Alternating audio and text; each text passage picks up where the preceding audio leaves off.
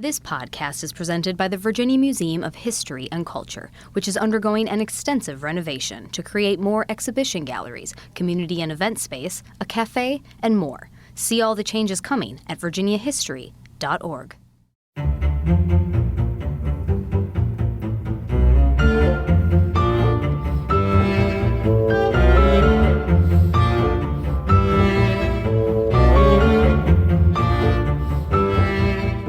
Hello and welcome to episode 4 of season 5 of the How We Got Here podcast. I'm your host, Rachel DePompa, and get ready. It may take you a couple of car rides to finish this one. We are jam-packed with 4 great stories this week, and it's our longest episode ever. From the room where it happened, to a gray ghost, an immortal life, and an explosive battle in the Civil War. We are turning back the clock on the week of July 26th through August 1st.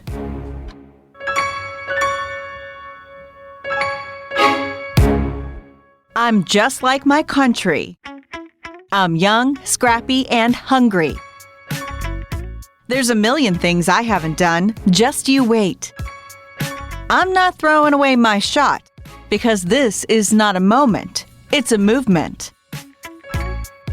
Talk less, smile more. Because I know you're smiling now if you recognize what I've been quoting. The beloved blockbuster musical, Hamilton. It brought history to the people of America more than anything in our lifetime. We've never seen anything like it. It was important to us in Virginia because, we never paid much attention to Hamilton because he's not a Virginian, but he was so much involved with Washington because they were very close and they were complete allies. And he was so much an enemy of Jefferson and Madison. You can't understand any of that Virginia history unless you know Hamilton's story. That's Dr. Bill Rasmussen. I am the Senior Museum Collections Curator and the Laura M. Robbins Curator of Art at the Virginia Museum of History and Culture. We're so excited to have you back for another episode of the podcast. We hope you enjoy being on it. Well, I do because you have interesting topics. I enjoy being asked to talk about interesting topics. And of course, we have some interesting guests.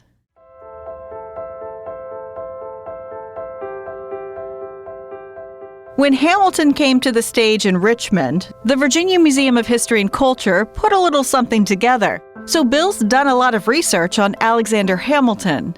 Before we get into the real story, how did they do with the moment of Virginians in a room with a New Yorker? How'd they do with the compromise? They did everything rather well. I was impressed with how accurate the play was. They did very well with it. The room where it happened, that was the theme. So, let's talk about the room where it happened. Because on July 26, 1790, the U.S. Congress passed Alexander Hamilton's Assumption Plan, also called the Compromise of 1790. It made the U.S. responsible for states' debts. But the key to this ever happening was Virginia withdrawing its opposition. A brokered deal to get the nation's capital out of New York. Particularly Jefferson and Madison also. And they had to get the capital out of New York because they're just merchants up there. They were paranoid. They thought they were monarchists too. They would try to get a king. And they figured they would corrupt the legislature. We've got to get the capital out of New York. So that was what they were thinking. So how exactly did they wrangle the creation of a capital away from New York? Well, first, you have to know about the politics of the time. Alexander Hamilton was President George Washington's first Secretary of the Treasury. The two worked well together, and they were close. Hamilton was Washington's aide during the Revolution. He could see that Hamilton was an absolute genius. Hamilton was involved with drafting of the Constitution. I mean, he played a major role in that. So he really knew how the government worked and knew how to proceed to make it work. At the time, the fledgling country was deeply divided. There's incredible polarization in this decade of the 90s. I mean, just like today, and no other time in American history. They were at each other's throats. So the new government is horribly in debt. And in order to fund the war, It had to print money. The federal government had accumulated $54 million in debt. The states had accumulated $25 million. So that's like $79, $80 million in debt, which is an enormous amount of money then. And there were two opposing political parties. Hamilton and Washington were Federalists. They believed that there had to be a strong central government in order for the nation to survive. They learned that during the war. Jefferson and Madison were all for states' rights, and they figured that the power of the state was going to be diminished if Hamilton's policies went into effect. Jefferson and Madison doing everything in their power and very effectively keeping Hamilton's plans from taking shape. Remember, the U.S. is $80 million in debt. Multiply that by 30 is what they say to make it into today's dollars. So I guess we're in the trillions. They were arguing as to how the debt was going to be settled. Were the states going to pay off each of their own debts, or is the federal government going to pay all of the debts? Jefferson and Madison believed if the federal government came in and handled the assumption of all the debts, then the federal government would be much stronger. And Hamilton saw that, yes, indeed, it would be. That's why I wanted to do it for one reason. And also, if he didn't do it that way, they'd be competing with one another. Each side in this turbulent time had their own newspaper. Sound familiar? Just like today, each party has its newspaper. Now we got cable news stations, each one. I mean, it was just like it. And they didn't care how truthful their accounts were. They just put out what they wanted to put out. So there's this dilemma and these two extreme sides. But Jefferson's paranoia won out. He's so fearful that New York's going to grow in its importance and its influence. And if the legislature stays there, it's going to be corrupted by these financiers and merchants. It was against this backdrop that Jefferson ran into Hamilton on or around June 20th, 1790. The date's a little fuzzy. Outside President Washington's New York office. According to Jefferson, Hamilton looked somber, haggard, and dejected beyond comparison. He certainly had reason to be. He's been attacked so much. Jefferson hosted a dinner that night to bring Hamilton and Madison together to discuss the situation. Hamilton agreed, and that same night they reached a deal. In exchange for Hamilton supporting moving the U.S. Capitol from New York to a site along the Potomac, Madison would no longer block Hamilton's assumption plan in Congress, delivering crucial Virginia votes for the measure. Now, Jefferson would later opine it was a mistake and he shouldn't have done it. But to get the capital right on the shores of Virginia, that was worth the trade. So that's why he did it. And Hamilton did it because his plans were frozen shut, stopped. He couldn't get his bank. He couldn't get anything done because, as we know from watching our own government work, if one side wants to block the other, they often have the ability to just shut them down completely and nothing happens. So Hamilton's plans were just dead in the water. And so he figured, I got to do something to get Madison and Jefferson to stop blocking them, because Madison was very powerful in Congress. This dinner table bargain, as it's known through history, played out in July. First, the House voted on the 10th to approve the Potomac location for a new capital. And then, on the 26th of July, 4 representatives from states bordering the Potomac switched their votes, and Alexander Hamilton's assumption plan narrowly passed.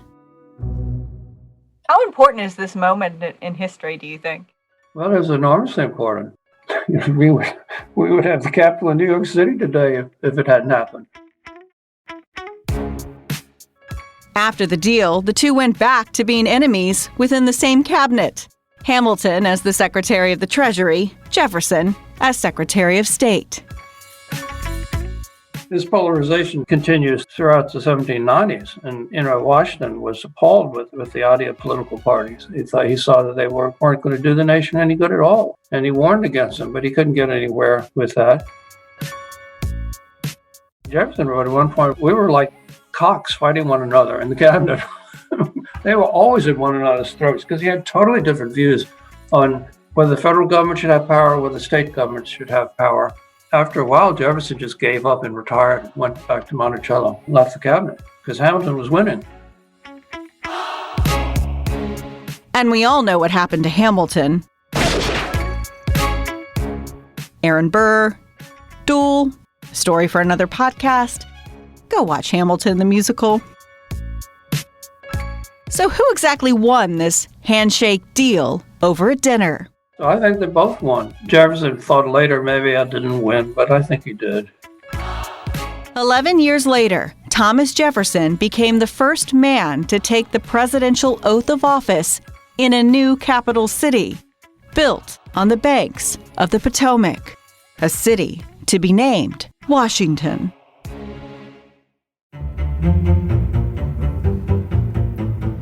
July 26, 1790, the U.S. Congress passed Alexander Hamilton's Assumption Plan, a solution for the debt crisis, and a capital claimed on the border of Virginia, all thanks to a dinner table bargain. To quote Hamilton the musical, "When our children tell our story, they'll tell the story of tonight."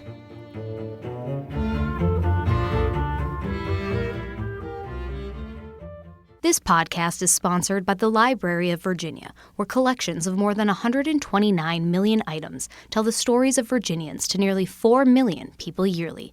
Find Virginia history at lva.virginia.gov.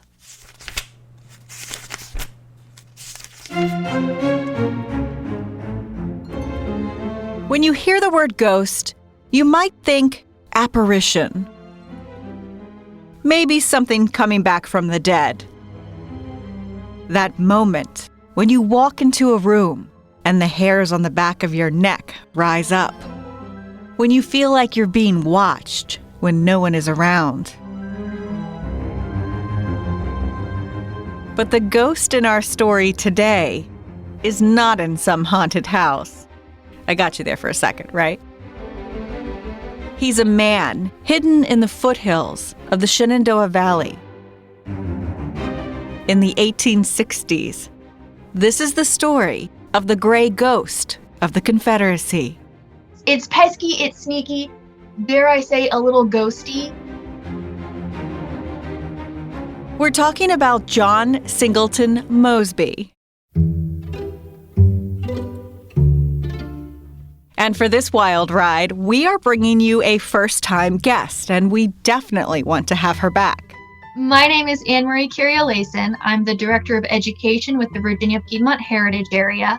So we're an organization that interprets the landscape between really the Bull Run Mountains and the Blue Ridge Mountains in Northern Virginia's Piedmont.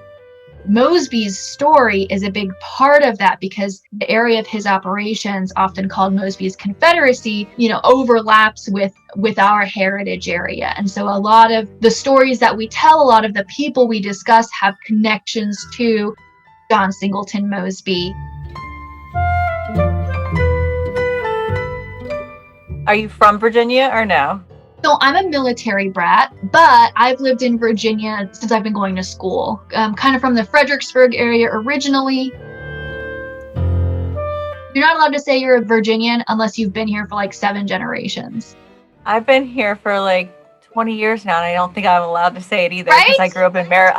I'm from Maryland. That's worse. So. It's worse if you're from Maryland than if you're just from like nowhere. But we have the best flag in the nation. See, I don't know. My husband is also a Marylander, and I don't agree. You don't understand our fascination with the flag, right? I think that's what it is. I don't know. I think if you're born in Maryland, you're swaddled with it or something. Pretty sure I was swaddled in it. True story. By the way, despite this back and forth, I really like her. Let's get to this story. Our date in history this week is July 28, 1863, when John Singleton Mosby begins a series of attacks against General Meade's Army of the Potomac. But long before we get to this moment, you need to know Mosby. What makes him tick? The person who can wreak so much havoc from the shadows. John Singleton Mosby is born in 1833 in Powhatan, Virginia, but he ends up growing up more in the Charlottesville area. His family's home is actually close to Monticello. He has this childhood memory of his father taking him out into their peach orchard and pointing to where President Jefferson used to live. Mosby, as a child, was, well, small. Today we might describe him as kind of shrimpy, a little frail.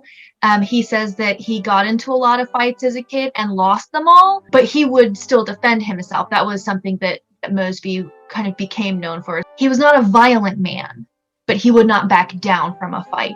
He was proud of himself even as a child, for he would keep fighting, he would keep going. In 1849, he attended Jefferson's University of Virginia, where once again, he ran into a bully. A bully named George Turpin, who threatens to eat him up raw. He's going to pummel Mosby. He's really going to take him out. He has a reputation as a bad guy. In self-defense, Mosby shoots George Turpin and ends up going to jail. He's sentenced to jail for a year. He shot George in the neck. UVA certainly wasn't happy. Mosby was expelled, but his never-give-up drive takes over. This young man studying classics at UVA is sent to jail at the age of 19. And while he's in prison, he overhears the prosecuting attorney is talking to one of the guards, and Mosby goes up to the cell door and reaches out his hand to shake hands with the man who had put him behind bars. And Mosby's recollection of this was that he had been sentenced, but he'd been sentenced fairly. He had zero animosity towards this man for doing his job well, and instead Mosby starts asking this guy about legal advice, opinions, if he could borrow a book from his law library. And so this man ends up being a mentor to Mosby. And so Mosby, over the next couple of years, he sets up a law practice in Bristol, Virginia. He gets married, they start a family, it's all hunky-dory. Then, of course, a small war breaks out. You know, the Civil War.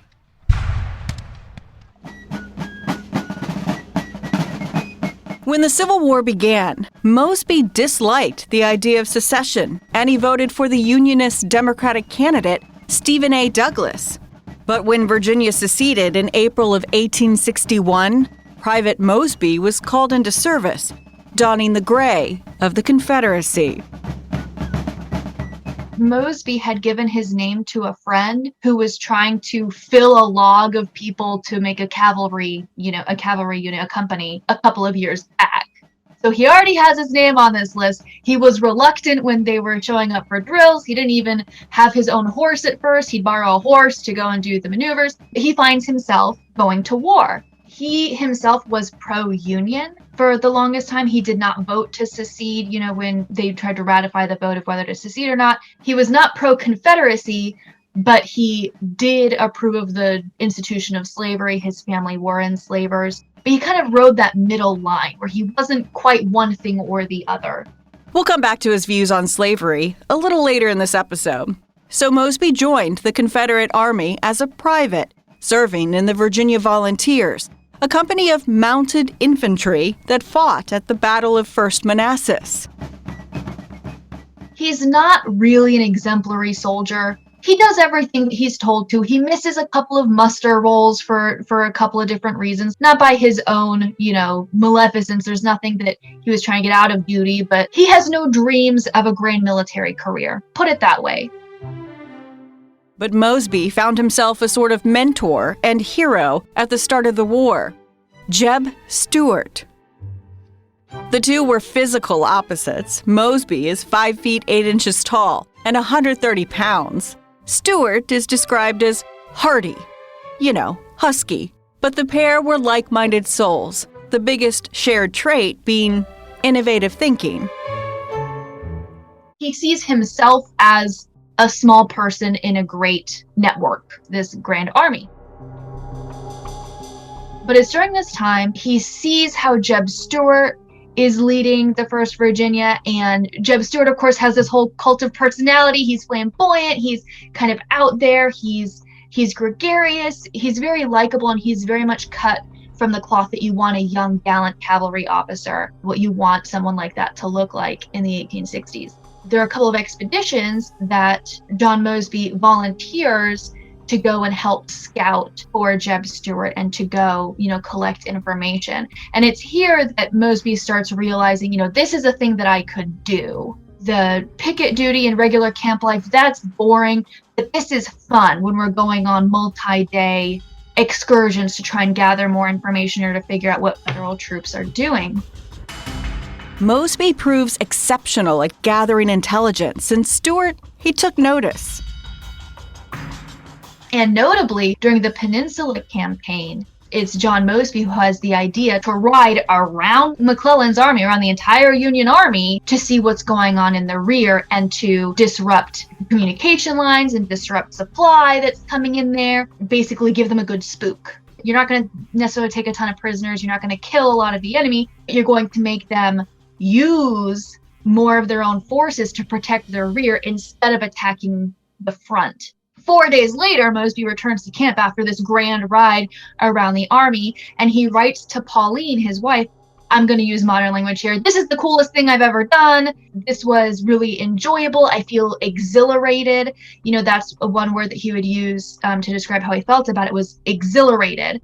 It wasn't necessarily a joy, but it was like a passion focus, a thing that he could realize. And Jeb Stuart himself saw that Mosby was on that level, that he not only could think of this maneuver, but could carry it out with only a couple of men and could bring back intelligence as well as supplies and a couple of prisoners. And not die. And not die. Hypothetically, the goal would be that you get all yours back and nobody ends up dying.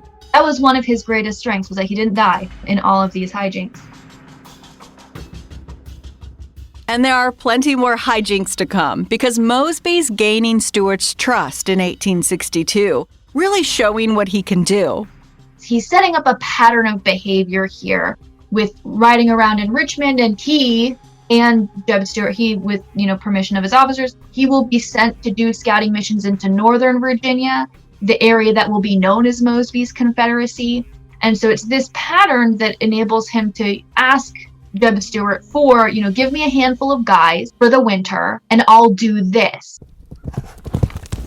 I'll ride around in northern Virginia, often focused around Fairfax is where a lot of the federal encampment is at this time, and I'll disrupt communications, I'll pick off prisoners, I'll cut off telegraph lines, whatever it is. It won't be the same as winning a major battle, but I will be a thorn in their side, and they will have to commit resources to dealing with me instead of committing resources to the front. In January of 1863, Stuart placed Mosby in command of the 43rd Virginia Cavalry. That's the benefit of only having a handful of men. This isn't 500 guys that are marching back and forth and then pitching their tents at night and, lighting campfires and things like that. This is a small group of men who are going to run in. They're going to grab up as many horses, many wagons as they possibly can, as many prisoners as they can take, and then they're going to run out, and they're going to be able to stay with local families, local pro-Confederate, some of them even related to the soldiers that are doing this. They're going to stay among them. They do disappear. There are no tracks for the Federals to follow because they just poof, they're back into the natural landscape. Probably one of Mosby's most famous escapades was in the spring of 1863.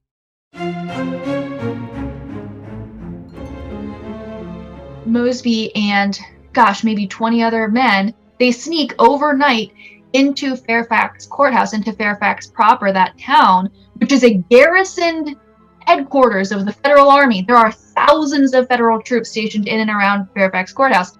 These men, they sneak into Fairfax Courthouse in the dead of night. They kidnap a general.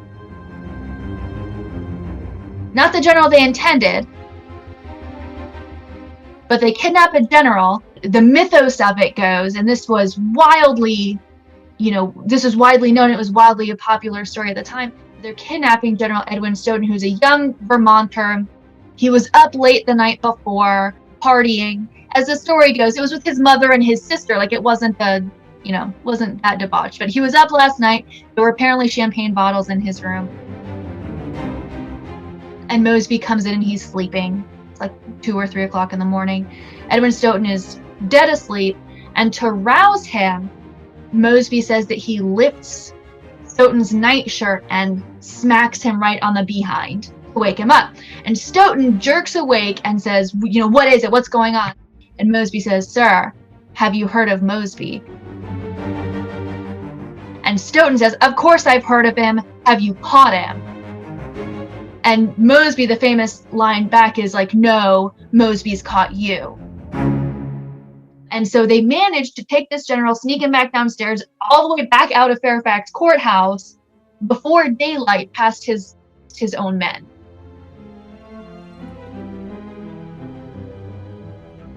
Mosby's mystique and the unit's fame only grew.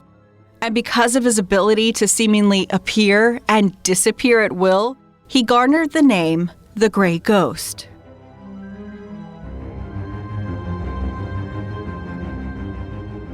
All of the northern papers go bananas about this. It's one of those things that you can't make this up, right? It's too good.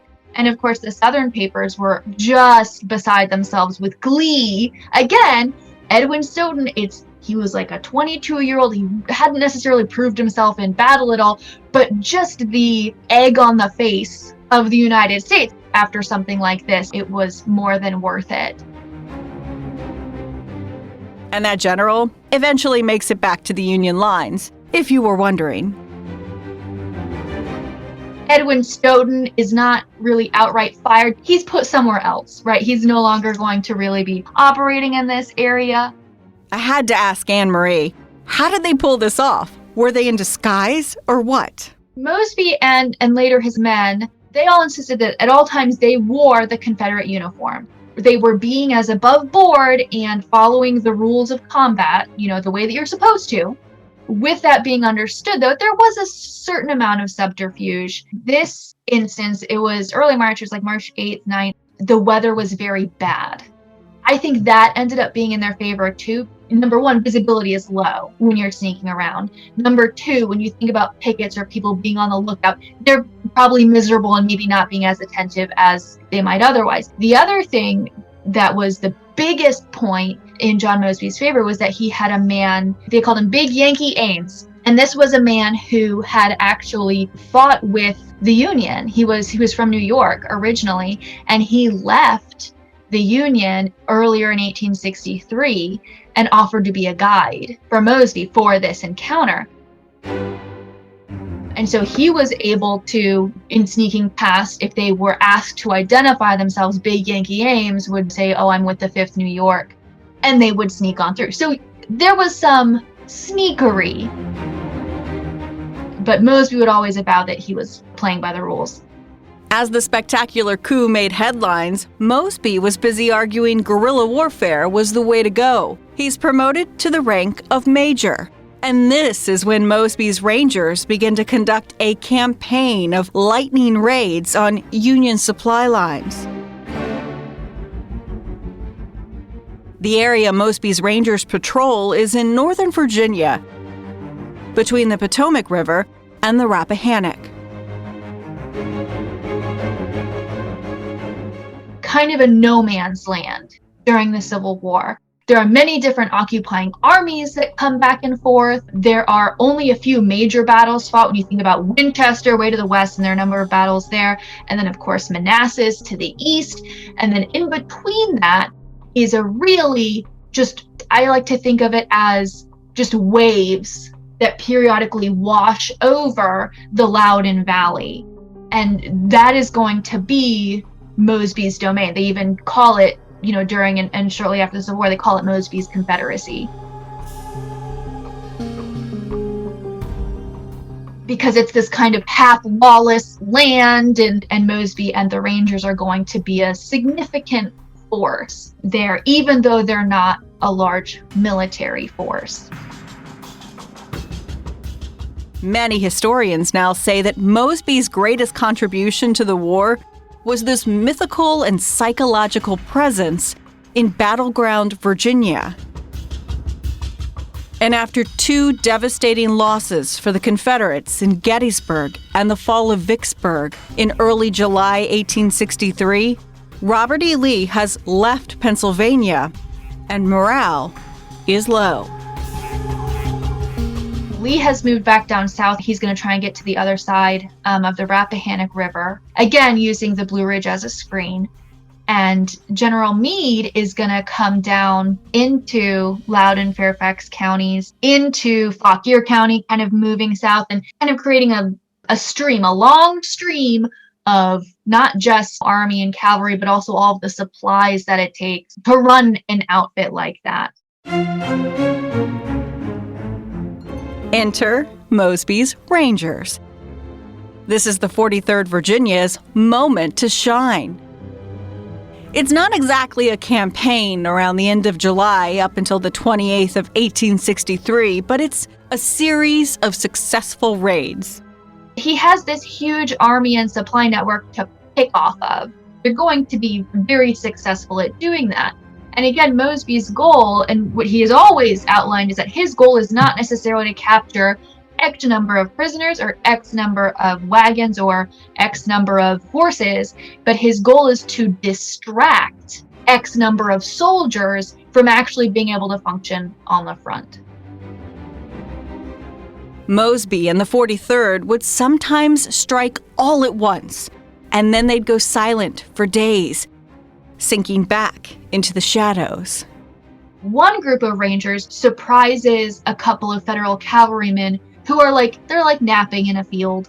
And the Rangers, surprise them and are about to take them prisoner when a couple of Federal infantrymen spring up and start shooting. So the Rangers run away. But then, only a couple miles away, at the same time, another group of Rangers is capturing 47 Federal prisoners and a dozen horses and 3 wagons. Meanwhile, not too far from there at General Howard's headquarters, the Federal United States General, the general has just packed up and left the headquarters, which is a home, and one of his aides is there finishing a note when Mosby Ranger Smith runs into the house, up to this aide, and the aide says, "Well, you've got me," and Smith says, "Yes, I have," and he says, "So who are you with?" And the Ranger replies, "I'm with Mosby." And the historical record basically intimates with us that the aide kind of face palms. Of course Mosby got me, but it's a little bit embarrassing to be snatched up by the Rangers. So she's basically saying, he got Mosby'd. I know this is not a historical term, but I'm going to make it one for the podcast. There were a couple of people who said, it's like finding a needle in a haystack, trying to find Mosby out here in the landscape. Some people would call it the slog after Mosby, because it never ends. He's always up to something. On the 24th, it's a similar scene where a bunch of these Pennsylvanians are out picking blackberries. They stray a little too far, from the picket line, and boom, the Rangers are there and the Pennsylvanians get scooped up. It's not a one-sided affair. Sometimes the Rangers would have to scatter and run, but Mosby's men were definitely getting the better end of these escapades.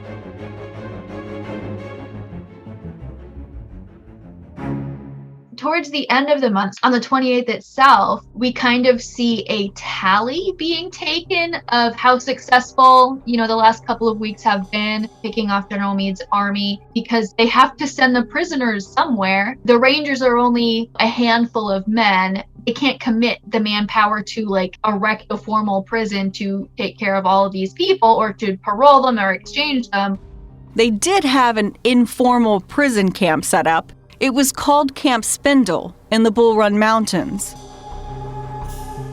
On July 28th, one of the Rangers, a number of Rangers are sent down to Culpeper to exchange 141 prisoners that this band of Rangers has managed to snap up.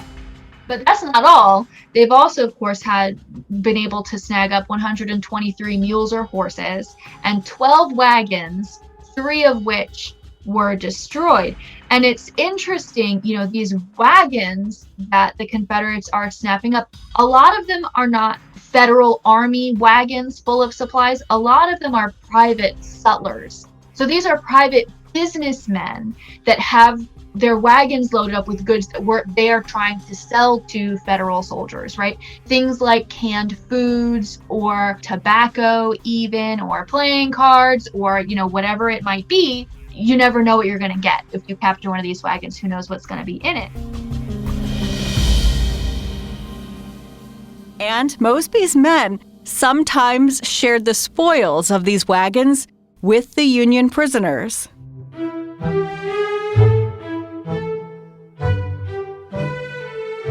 These are just regular, everyday soldiers. They don't necessarily always have the money to buy Civil War delicacies from the sutlers. And so there's a description by one of the rangers of these Union soldiers just going to town on the spoils from these wagons and eating oysters and drinking wine and, going nuts because they can.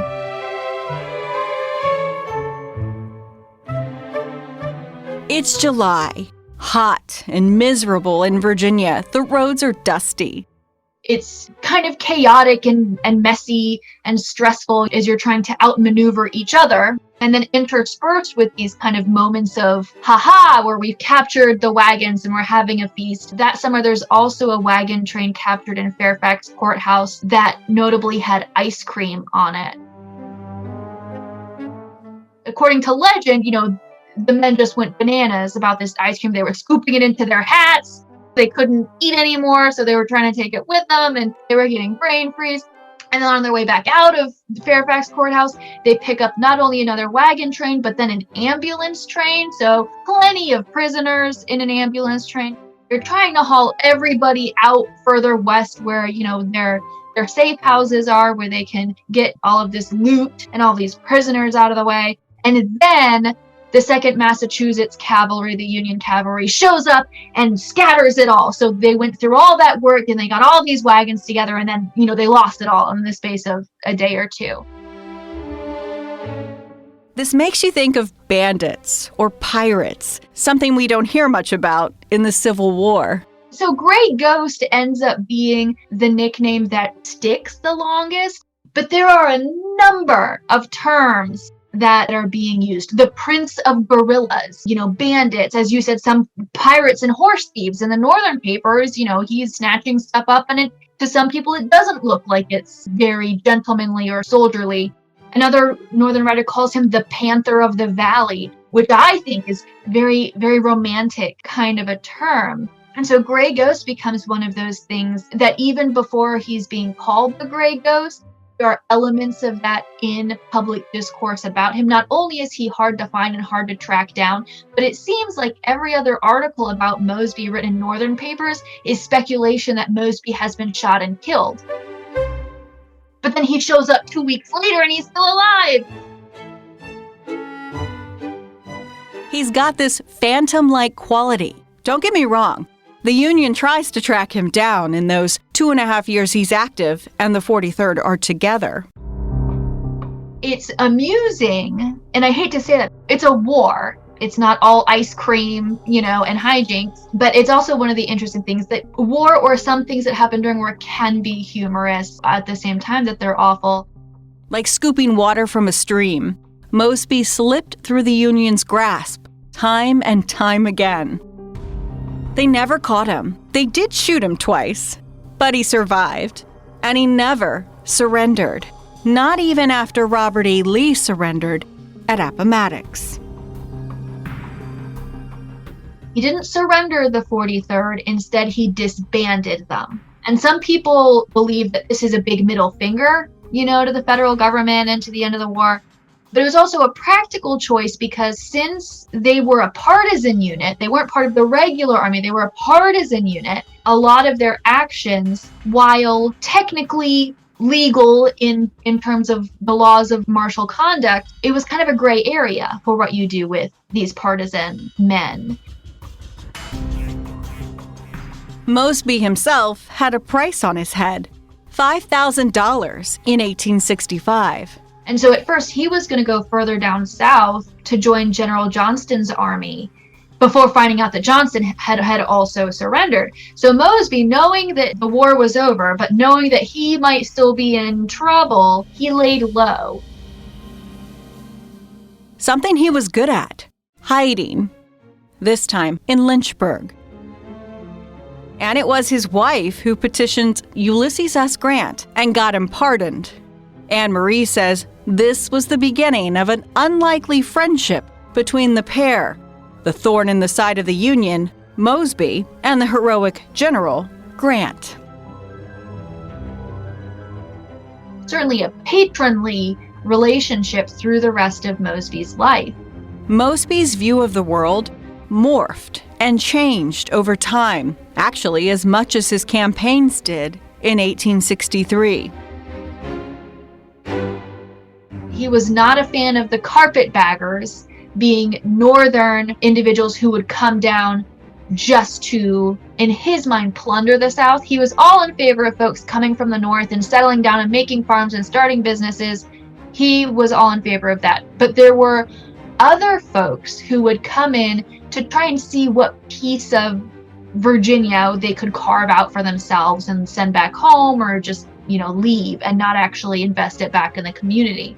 While he considered himself a Democrat, he ended up campaigning for Grant in 72 and in 76, and that made him a lot of enemies.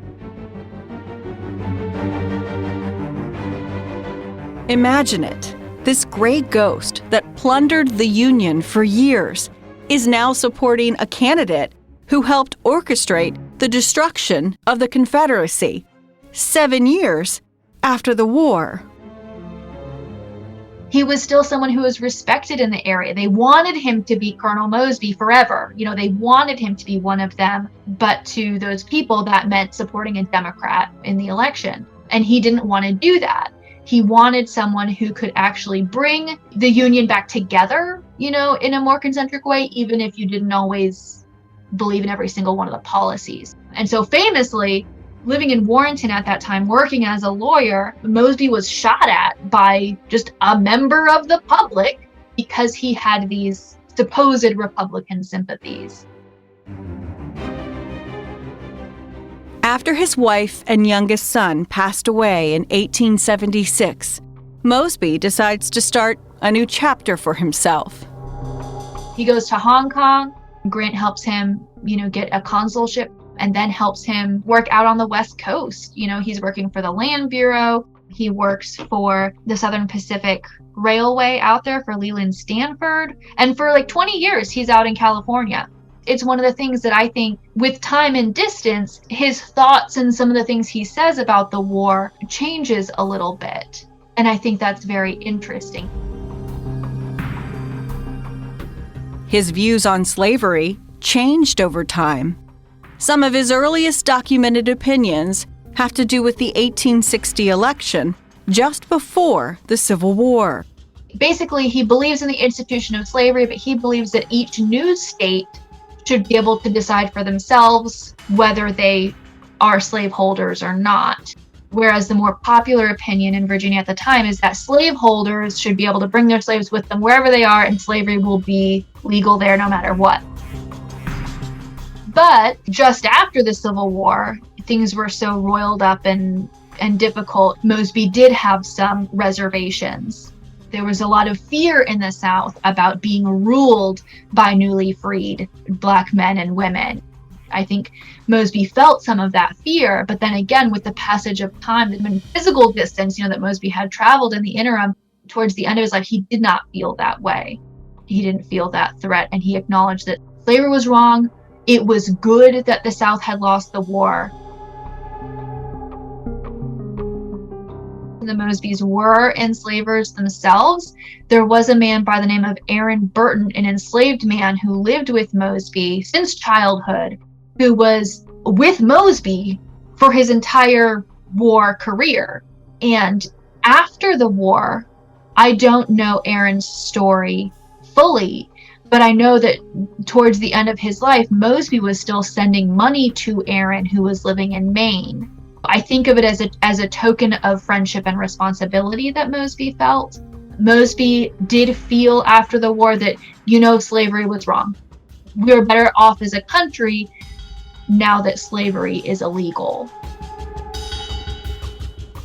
Mosby did not see eye to eye with his fellow veterans and their lost cause beliefs. In a letter from 1894, he insisted, quote, "I always understood that we went to war on the account of the things we quarreled with the North about. I never heard of any other cause of quarrel than slavery." In other words, in his view, it was always about slavery. And like many from his time in history, he's a man of contradictions. He said that it was the most noble cause that had ever been fought for, but then he also said, it's good that our side lost. We're better off. So he is a man who has said and thought both of those things, which is another reason I say that if you already think one thing, you could use Mosby to support that, but that wouldn't be the complete picture of his life. July 28th, 1863. The gray ghost of the Confederacy steps out of the shadows once more to pillage, capture, and disrupt the Army of the Potomac. John Singleton Mosby left a legacy of chaos for Union troops. He never surrendered, never gave up, never quite played by the rules. He died in 1916 after a long life at the age of 82. Of his exploits in the war, he wrote, "It is sweet and becoming to die for one's country, but whoever has seen the horrors of a battlefield feels that it is far sweeter to live for it."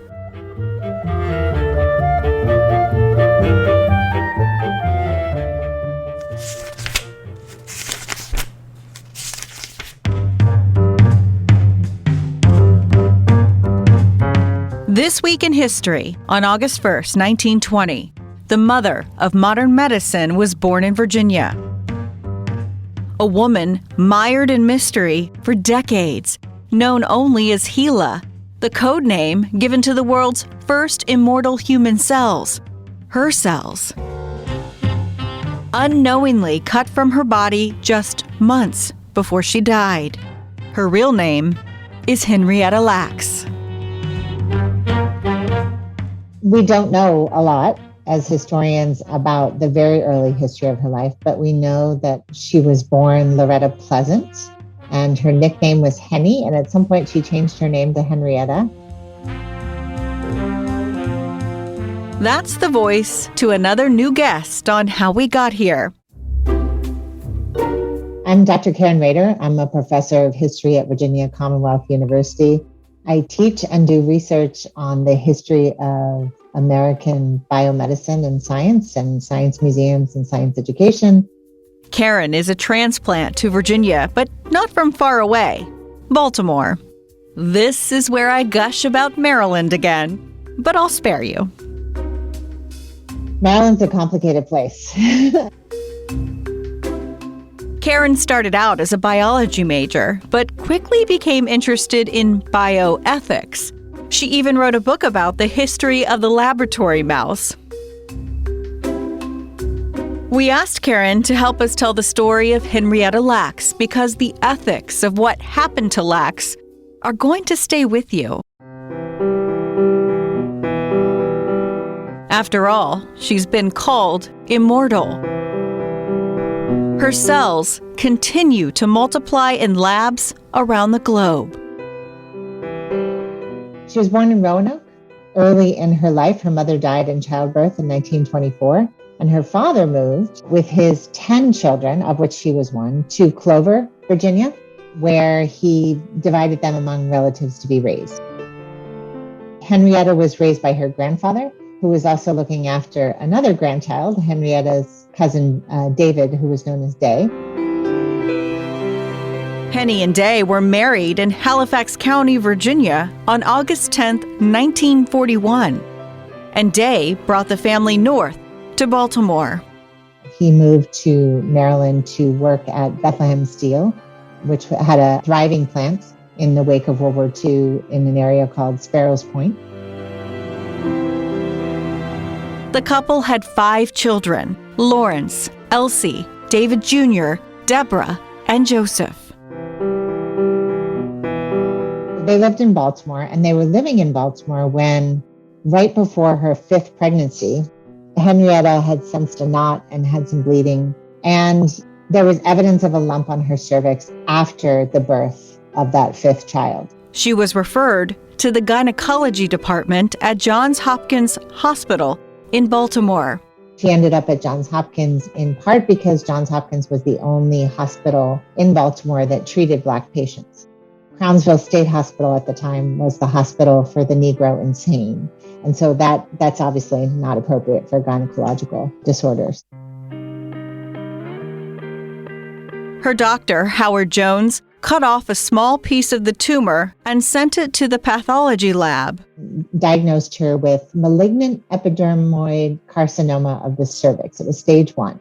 But because of how she was diagnosed, she was treated with the standard treatment of the time, which was radium tubes. They were known as Brack plaques. They were inserted into her cervix. She had to keep returning to the hospital for radiation. At some point during those treatments, 2 more small pieces of Henrietta's cervical tumor were removed. So that sample was passed on to physician George Gay. So George and Margaret Gay were researchers at Johns Hopkins Hospital trying to develop tissue culture. Tissue culture was a massive enterprise in the history of biomedicine in the 1950s. And her cells were contributed to that effort without her knowledge. At only 31 years old, Lacks died at Johns Hopkins on October 4th, 1951. On the day of her death, or shortly thereafter, George Gay went on television announcing that he had found a cell line that was prolific, that would reproduce on its own, and that he was using that as the basis for what he called a fundamental study to learn a way by which cancer can be completely wiped out. Cells cultured from other tumor cells up until that point in time would only survive a few days. However, Henrietta's tumor cells did something researchers had never seen before. The cells could be kept alive and grow. Cell culture was sort of the holy grail of biomedical research in the 50s. And the predominant barrier to cell culture was that when you take cells out of whatever body from which they come, it's a tricky business trying to keep them alive. So Henrietta's cells are immortal in the sense that kept dividing. So cancer cells are already, by definition, growth gone awry. Her cells were very aggressive multipliers. And so that's what scientists mean when they say they're immortal. They just keep dividing and dividing and dividing. And they live on through cell culture, which is perpetuated by biomedical research. So HeLa cells were essentially marketed to the public and to biomedicine as a way to have a tumor in culture against which various treatments could be tested. George Gay called this cell line HeLa, using the HE and the LA from Henrietta Lacks' name, even though she never knew her cells were being used for research. The HeLa cell line was vital to the development of the polio vaccine and drugs for treating herpes, leukemia, influenza, hemophilia, and Parkinson's disease.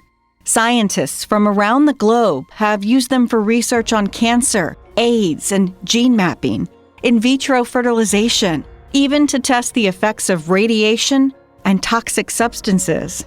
I've seen an estimate that scientists have grown 20 tons of her cells, and that there are over 11,000 patents involved in using HeLa cells. So that's a massive material and intellectual contribution, absolutely. Her cells were commercialized and have generated millions of dollars in profit for the medical researchers who patented her tissue. But for the Lacks family, her surviving children didn't know the cell cultures existed until 20 years after her death.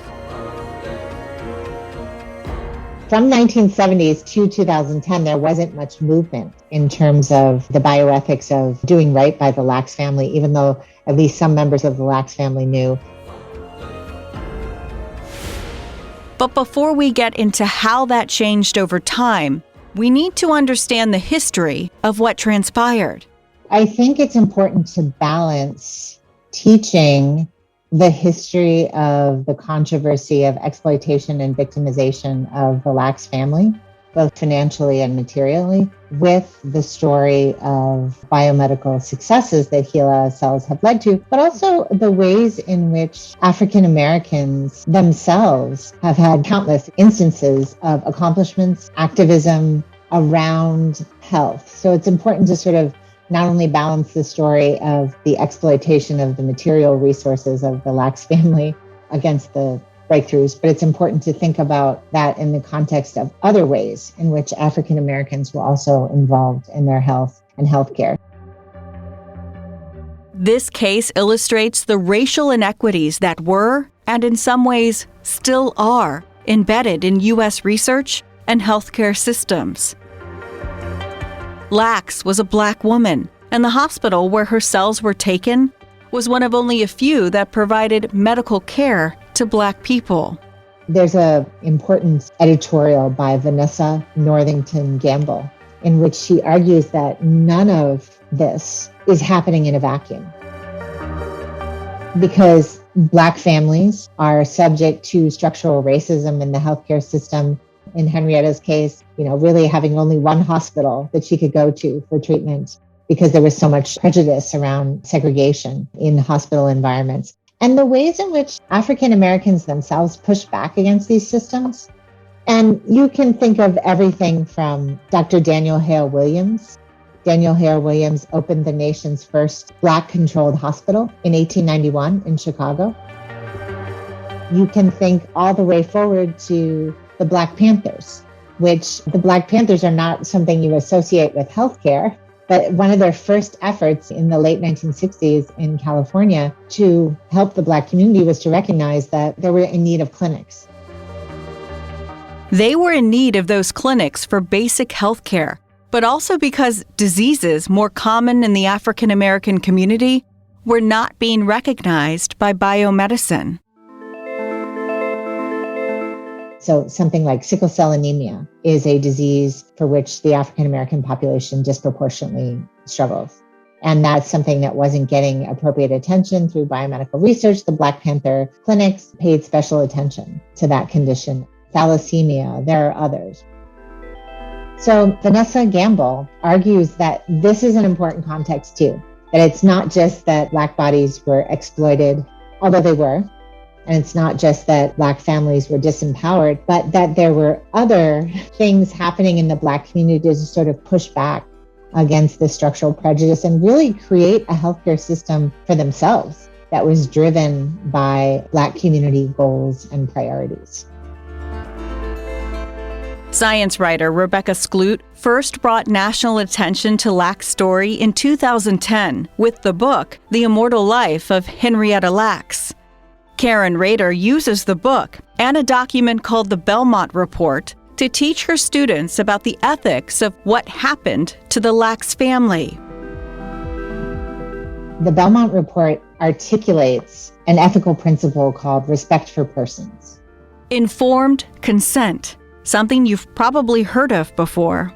Informed consent is itself a complicated thing because many scientists I've talked to express the frustration that they would love to be able to inform families of all the possible uses of their cells or their samples at the moment of extraction. But the problem is, from the perspective of science, that's an ongoing development. So how do you balance telling folks, these are the cells, this is what we're going to use them for now, in the case of George and Margaret Gay cancer research. But later on, Henrietta Lacks's cells became important for other things, right? not necessarily things they would have anticipated in the moment of taking them. So informed consent is a complicated thing, but really sort of having moments in the process of interacting with families and donors to sort of let them know when and where and how the samples are being sold. None of the biotechnology or other companies that profited from the HeLa cells passed any money back to the Lacks family. For decades after her death, doctors and scientists repeatedly failed to ask her family for consent, even when they revealed Lacks' name or gave out her medical records. It came to a head when a German laboratory published the genome of the HeLa cells. When the German laboratory published this without their consent, the Lacks family pushed back and they objected and they said, no, this is not right. This has never been right. This cannot be right now. This data is our family's property, our family's business. And they insisted that the NIH work with them. So the National Institutes of Health funds much of biomedical research in America. And they made a deal with the Lacks family to have a process of basically controlled dispersion of the information. That researchers, in order to gain access to the HeLa genome, would have to come through the NIH, apply, tell everyone why they were using the genetic data. And the Lacks family would know at that moment where things were going, what was being done. This was an important condition for the Lacks family because they said they didn't want to entirely restrict access to the genome. They understood that this was very important for progressing medical research. On the other hand, they didn't want everything to just sort of be out there for free because they felt like that was the exploitation that had gotten them to this moment.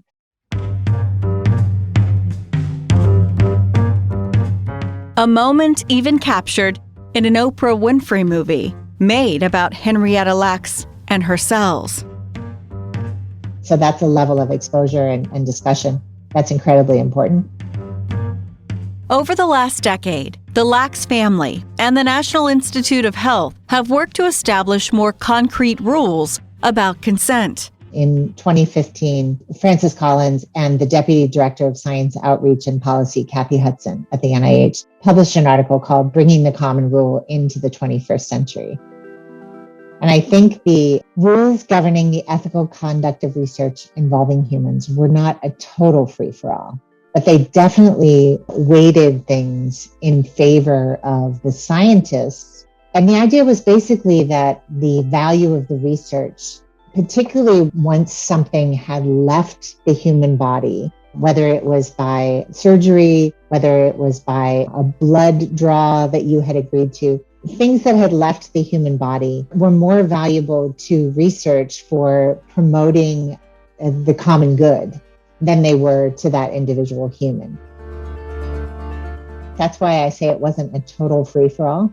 There were some sort of moments where patients pushed back, but the system was heavily weighted in terms of the biomedical researchers' need to gain knowledge to benefit the common good over the need of patients and donors to have control over their own materials. Consent has changed because of the lack of consent from Henrietta. But the question remains, is there still more work to be done? August 1st, 1920. She wore red nail polish and dressed stylishly. She was a mother to 5. She loved to dance and cook. She died at just 31 years old from cervical cancer. But Henrietta Lacks lives on. Her cells, a bedrock of medical research. Her greatest legacy may still be attainable, transforming the relationship between researchers and their human subjects.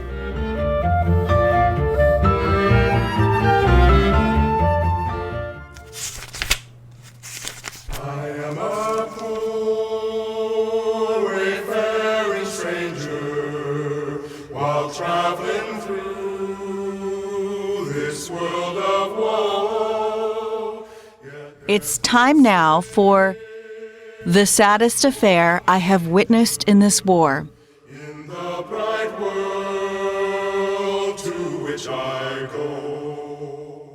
Those are the words of Union General Ulysses S. Grant about the Battle of the Crater.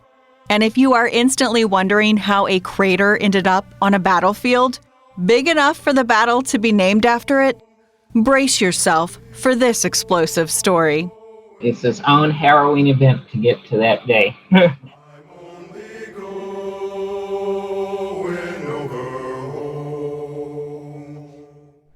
It was July 30th, 1864. The siege of Petersburg was ongoing. Months and months of a stalemate. Petersburg, Virginia is by June of 1864 really in the target of the federal armies commanded by Ulysses S. Grant. Nobody knows more about this than the Dabneys of Dinwiddie, specifically Park Ranger Emmanuel Dabney at Petersburg National Battlefield. He's been at the park now for 20 years, a native of Southside Virginia. He told us 2 years ago to come back and talk to him when we were going to visit the Battle of the Crater. So here we are. Basically, the Union Army showed up at Petersburg's doorstep in June, hoping to capture the city and its critical rail lines. And this was the back door to Richmond, just 25 miles south of the capital of the Confederacy. After attacking twice and failing to take the city, Grant's army sits outside the door. It's in it for the long haul. Federal troops in the Army of the Potomac will settle into their own constructed earthworks, man-made defenses on the east side of Petersburg. The Confederate troops led by Robert E. Lee and Pierre Beauregard are going to settle into their Confederate earthworks to try to protect their important city, Petersburg. It really didn't take terribly long for intense sharpshooting and artillery firings to become the norm around Petersburg in the summer of 1864. As the siege wore on, Grant's men sought a way to break the impasse. That's when Colonel Henry Pleasants of the 48th Pennsylvania Infantry got an idea. His troops and the others were situated east of Petersburg and thought that it might be possible to mine the Confederate position opposite of them. You heard right. Pleasants, who was a railroad engineer, proposed digging a mine from the Federal lines under the high ground to the Confederate line at a position called Elliott's Salient. I asked Emmanuel, is this a crazy idea? Because it certainly sounds like it is. No. Mining had been used in sieges before, and in fact, Ulysses Grant had used mining operations during the siege of Vicksburg in the summer of 1863. So it's not too crazy. The crazy part becomes when the reality of how long this mine is going to have to be, it will become the longest mine used in military history up until that time. So, Pleasants proposed this idea up the chain of command. He was just a regimental officer, temporarily in charge of a brigade, and he finds support from his corps commander, Ambrose Burnside. For listeners who don't know, Ambrose Burnside had previously commanded the Army of the Potomac, and a superior officer to the man who was in the summer of 1864, the then commander of the Army of the Potomac, George Meade. Burnside's probably greatest mistake of the Civil War was the Battle of Fredericksburg in December of 1862. So he had been removed from that position, shifted around. Now he's in charge of the Ninth Corps of the Army of the Potomac. And Burnside thinks that Pleasant's idea is a solid idea. So Burnside takes it up his chain of command. They are not as enthusiastic about the idea, but they don't completely stop moving forward with it.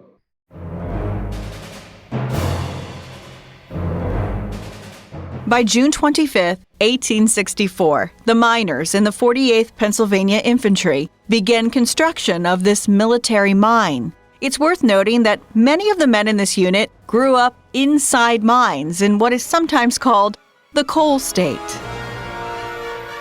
Henry Reese, a sergeant in the 48th Pennsylvania Infantry, was really going to be the mastermind behind the digging of the mine. His plan was to dig a main shaft underneath the Confederate position, with 2 short gallery tunnels alongside it. Those were meant for listening, to find out if the men in the gray were digging tunnels of their own. The finishing touch was packing the main tunnel with thousands of pounds of gunpowder and lighting a fuse, but the process would take weeks. And so those miners were really going to be tasked with getting the earth from underground out. Pleasants has requested a number of tools, including wheelbarrows, pickaxes, that will never arrive. The men were forced to use what they could find to get all of this earth extracted from the hillside.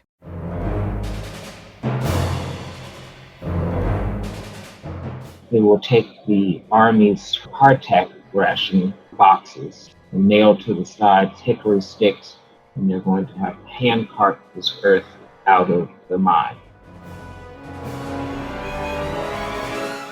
And think about it.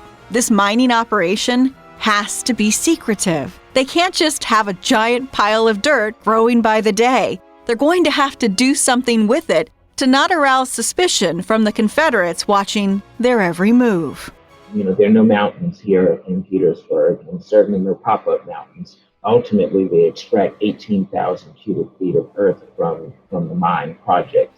That's like moving 1.6 million pounds of dirt, give or take, often with boxes nailed to hickory sticks. So how do you hide all that dirt? They're going to have to move it to the rear, use it in their sort of overnight hours to add to their earthworks. And that's an important part of this, is where the mine is being constructed. There is a forward line of earthworks that have been established.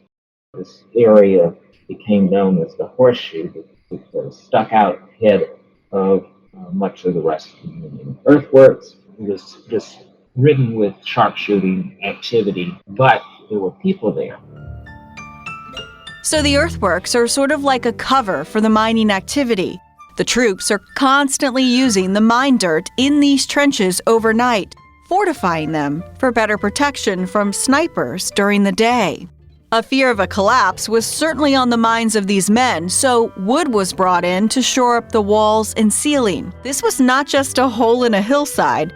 This mine would ultimately be nearly 511 feet long, with 2 galleries alongside it. So, after calming the concerns of a collapse, the next problem to solve was ventilation. The wooden trough basically is sort of laid along the right-hand side of the mine shaft, and it's going to be extended as the miners go further into the earth. There's going to be an iron grate placed in with a fire built on the inside, and that's going to draw the stale air sort of back to it. And they, of course, open up this chimney basically directly behind the Union forward line. And there are people on this line all day and all night, so no one on the Confederate side would ever suspect anything simply because there was smoke behind the Union lines. That was not going to be an uncommon feature. It's an all-day, 7-day-a-week operation by the 48th Pennsylvania. They work in shifts several hours long.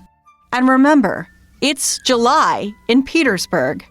Temperature generally exceeded 95 degrees, so it is hot work wherever you are, and of course it's even hotter and harder when you're moving underground during this time. In the end, these men work for nearly a month until July 27th. Again, the shaft itself was 510.8 feet to be exact. The left gallery was 37 feet. The right gallery was 12 inches longer.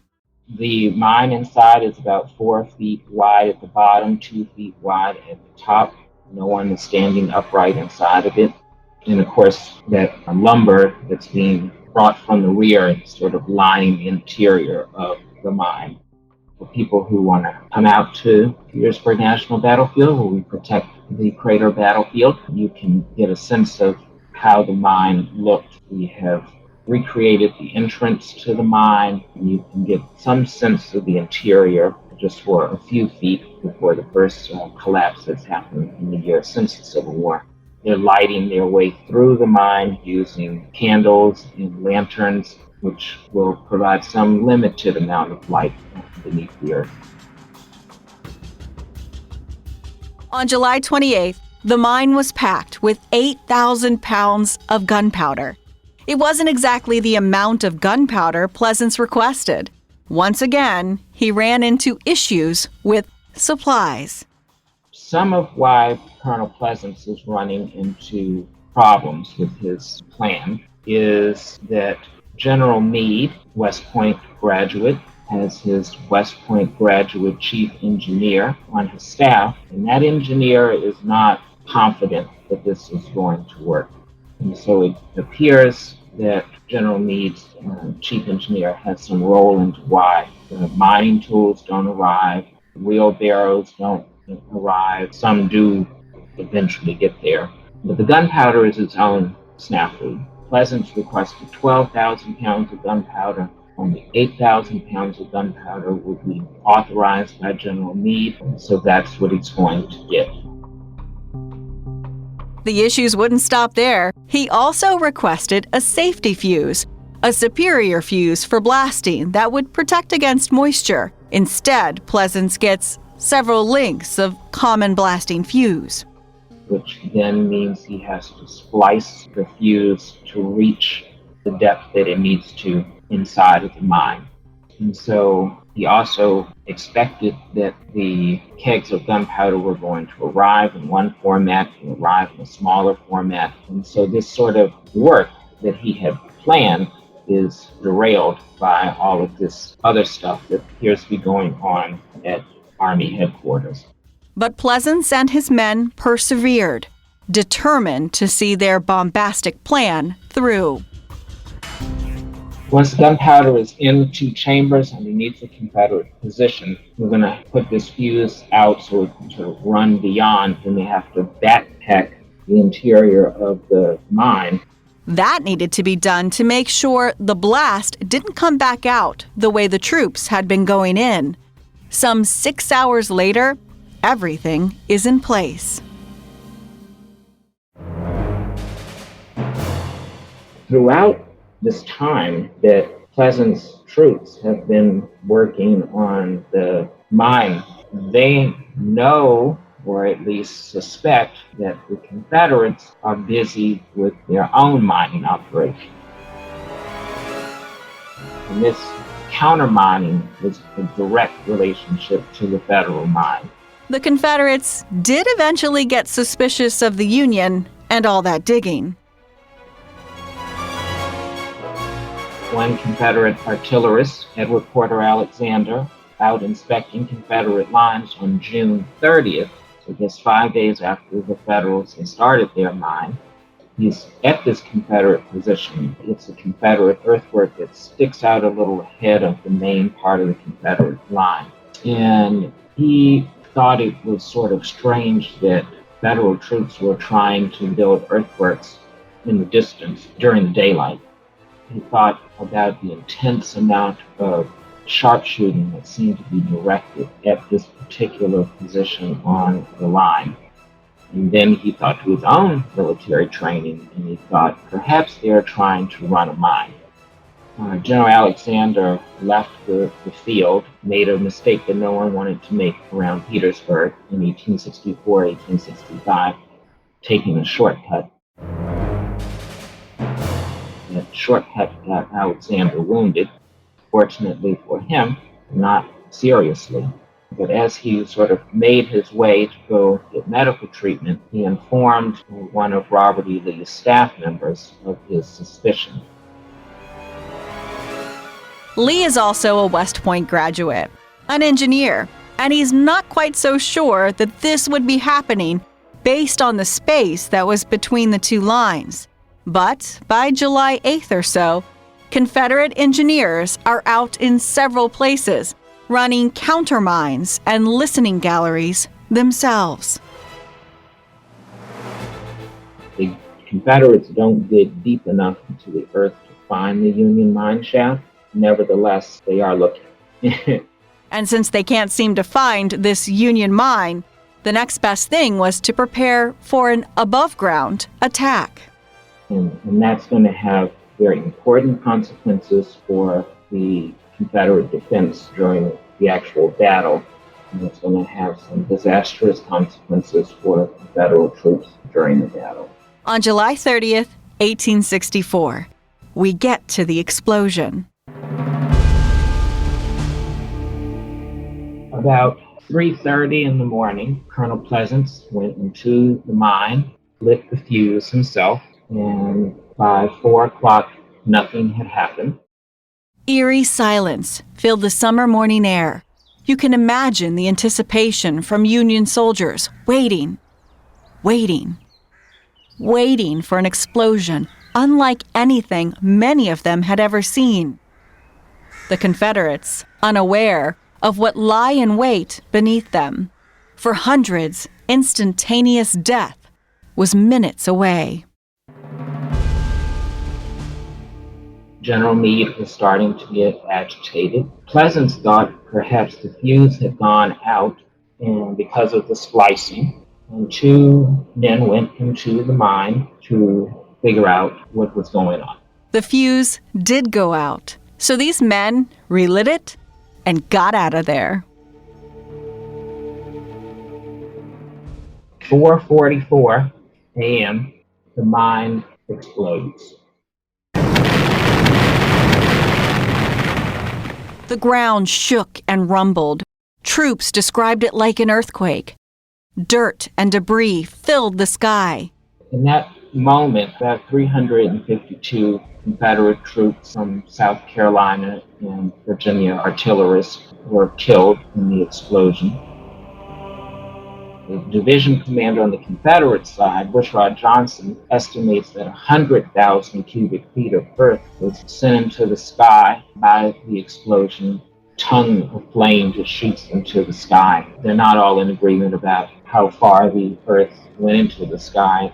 And of course, these people, destroyed bodies, the equipment that these men had behind the Confederate lines. Earthworks are held up with wooden elements.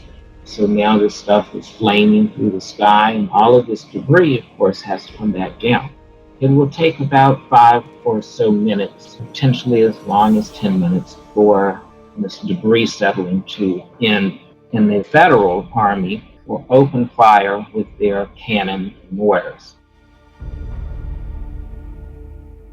When the dust settled, a crater 130 feet long, 60 feet wide, and 30 feet deep scarred the landscape.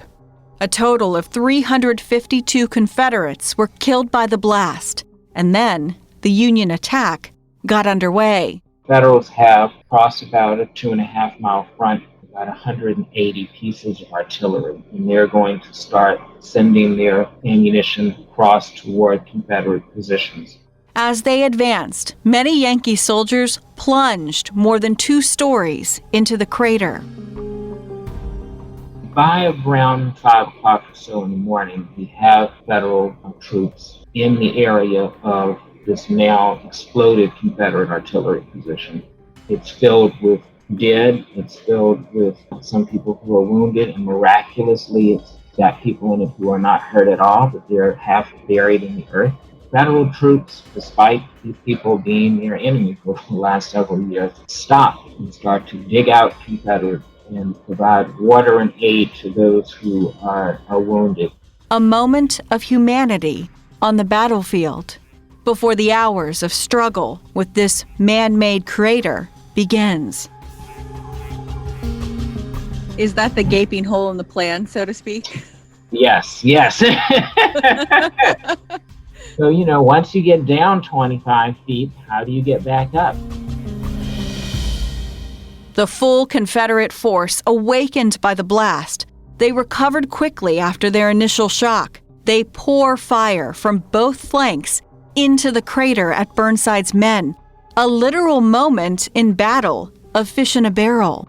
The Confederates had expertly positioned their cannon and moved additional artillery batteries nearby to respond in the event that something were to happen. Keeping in mind that South Carolina Brigade manning this position just got exploded. We lost over 300 men. So they're a little caught off guard, but there's other infantry support to the south and north that's going to start to provide some additional firepower back towards this area. It's not enough troops to push the Union back, but it's enough to slow them down and contain the breakthrough. Amid all this madness, there's one key change to the plan that had dire consequences. After the explosion, Burnside was going to have his division of black soldiers take the high ground at Blandford Cemetery. But Burnside's plan was changed by Army of the Potomac Commander George Meade and confirmed by Ulysses Grant before the attack got underway.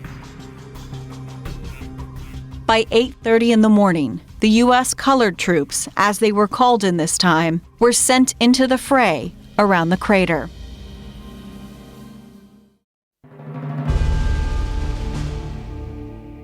But with the movement of the U.S. colored troops out in the battlefield, they go into battle with very different backgrounds than their white comrades, of course. Their role in the war is one in which they see themselves as people who are liberators, either themselves or other enslaved people, free people who have been born in the North and join these units, and all who sort of see this as a moment to prove their military prowess, because most of these regiments have not seen a lot of action in 1864. According to the federal government, just back in 1857, none of these people of African descent had any rights that white men were bound to respect. That was the Chief Justice of the Supreme Court then, who was still Chief Justice in 1864. Picture it. Black men wearing military uniforms, many not long freed from the bonds of slavery, out on the battlefield beneath the American flag. And they have recent real belief to see and know that the Confederate Congress's law that had been passed in May of 1863, calling these soldiers slaves and insurrection, that the white officers leading them were inciting a servile insurrection, that slave insurrections end with a lot of black people dead. This was the case in the Caribbean and in this country.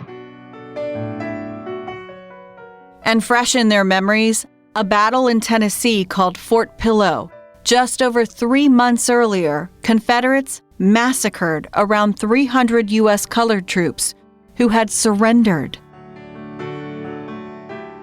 Instead of treating them as prisoners of war, the black men were slaughtered. So the Battle of Fort Pillow became a battle cry for U.S. colored troops. And they go across this narrow space with wounded people, and there's bullets coming in, as some Union troops described, like hailstorms. There's artillery shells screaming past people's ears. People trying to get off the battlefield. As they go into, as these U.S. colored troops go into the battle, they are screaming, "Remember Fort Pillow, no quarter," meaning that they don't intend to take prisoners, as retribution to what had happened in Tennessee just a few months before. The U.S. colored troops, one of the things that is not really clear even today is how well trained they were for this assault. Emanuel says it's a sort of misnomer that the entire 9 regiments of this division were trained in the month prior to the assault. He says digging into the details himself, a majority of these regiments likely got little to no training. It appears that perhaps one regiment, the 30th U.S. Colored Infantry, had received some training. They are sort of leading off the first of the brigades to go in. But when they get to the area of the crater, it is just filled with all these white soldiers and their officers, wounded people, dead people. There's still the debris of battle. There's a piece of clay sitting on the edge of the crater that people described as large as a small cottage. It's not easy to move through this area, but they do make progress.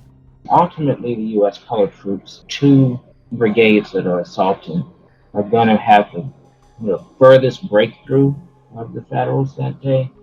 As Confederates sort of begin launching their first counterattack at 9 a.m., they are enraged to see armed black men shooting at them, promising to take no prisoner.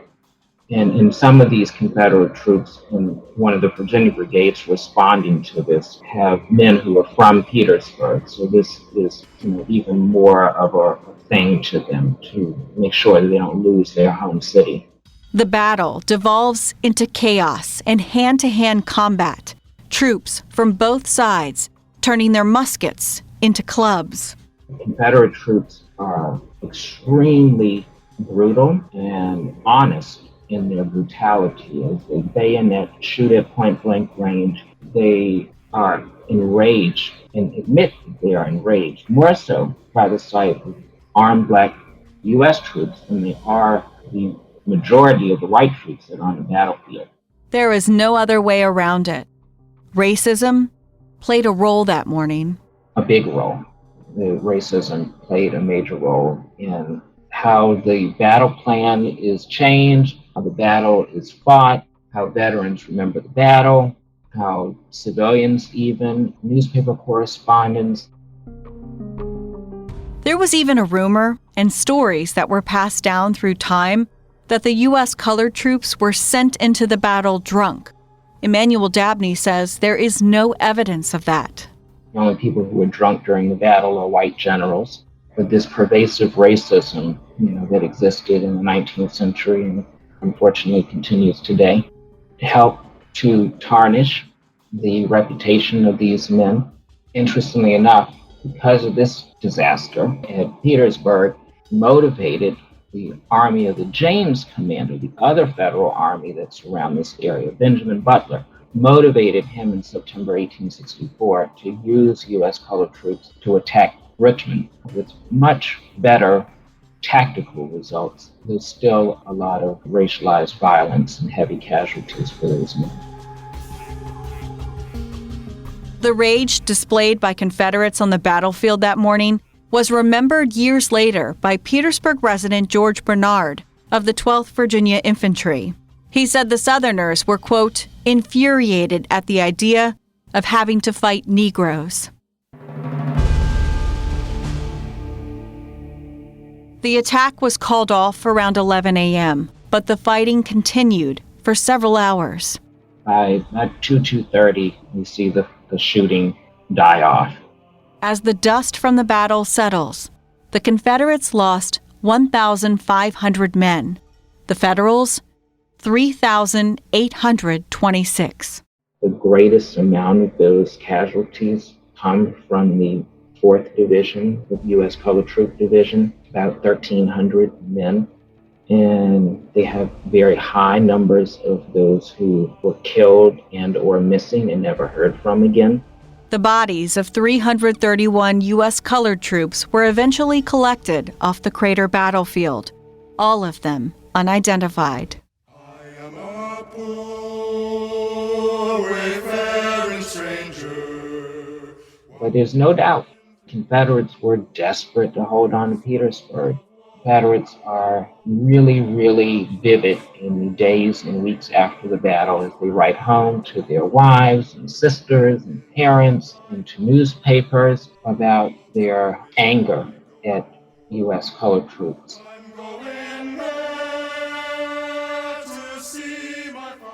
In the days after the Battle of the Crater, on July 31st and August 1st, the wounded lay with the dead on the battlefield. in 100-degree weather.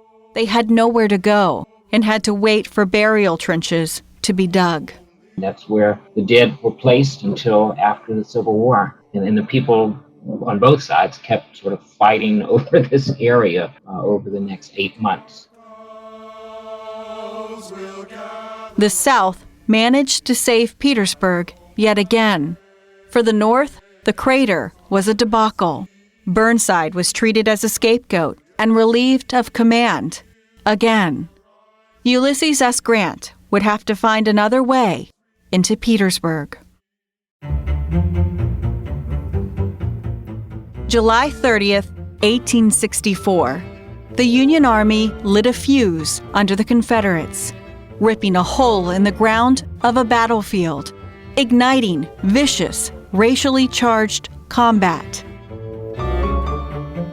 There was a survivor of the Battle of the Crater from the 39th U.S. Colored Troops, and you should know his name. It's Decatur Dorsey. In the midst of the chaos, this man, born into slavery, planted an American flag on Confederate fortifications. In the height of the brutal hand-to-hand combat, he grabbed the Stars and Stripes and ran back into the no man's land of the crater. Dodging bullets and artillery, climbing over the dead and wounded, he raised Old Glory to rally the Union. The day Confederates wanted their hands around his neck, Decatur Dorsey would survive. His neck later adorned with a Medal of Honor.